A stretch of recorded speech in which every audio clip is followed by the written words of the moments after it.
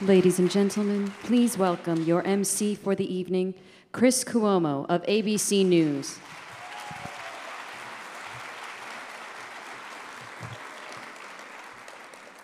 Not as good as the applause for Vanessa, but I'll take it. I'll take it.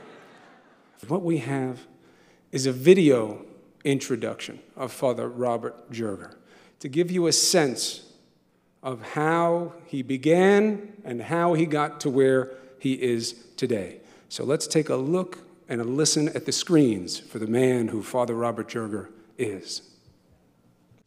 I really believe that most vocations, or most people that join our community, join it because they've had some good personal contact with a passionist or with passionists, which I did here at Shelter Island. I was very, very much impressed with these men. And I was impressed because they were human, they were down to earth, they spoke to us on our level. They were my heroes.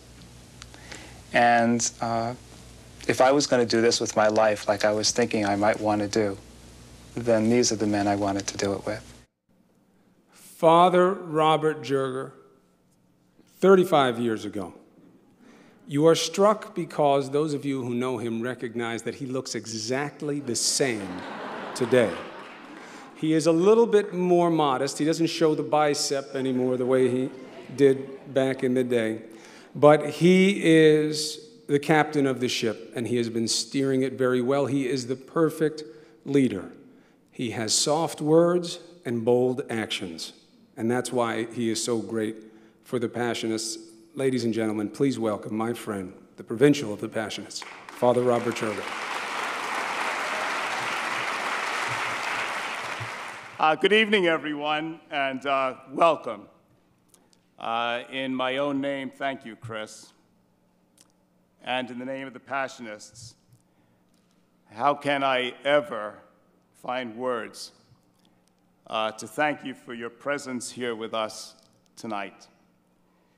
You've come from near and far to celebrate the 160th anniversary with us when 4 young Passionists who came, 3 from Italy, landed in Pittsburgh, and not speaking a word of English, knowing no one, and now, well, here we are 160 years later, and here you are.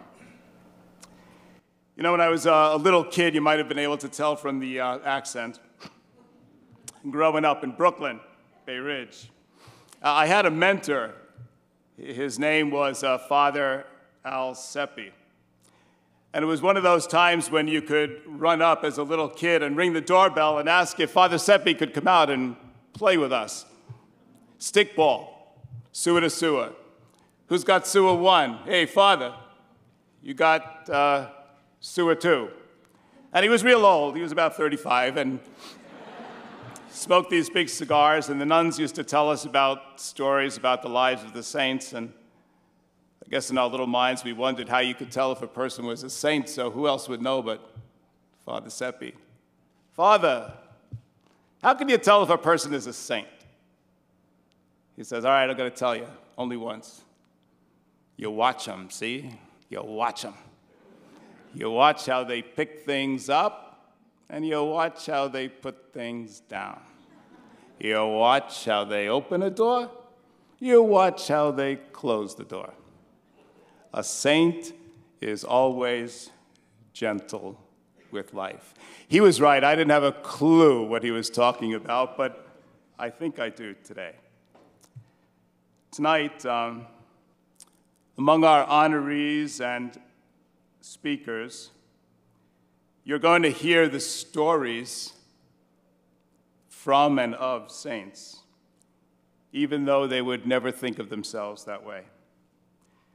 Gentle-hearted, compassionate mentors who have picked up gently lives and held them in tenderness, who have opened doors gently to those who thought they would never be welcome, had no place at the table, too sinful, weren't worth it, and for some little ones, that their lot in life was to die of disease on the street. No, we're not about fixing people. We're about loving them, walking with them, giving some meaning to whatever redemption might be found in each of their sufferings. Our wounds, don't they lead to wisdom? Our tears always, hopefully, lead to tenderness. We can face anything, can't we, if we know there's somebody by our side who loves us. So welcome, everyone. Let's celebrate. Let's have a good time tonight. And thank you for coming. Thank you for coming.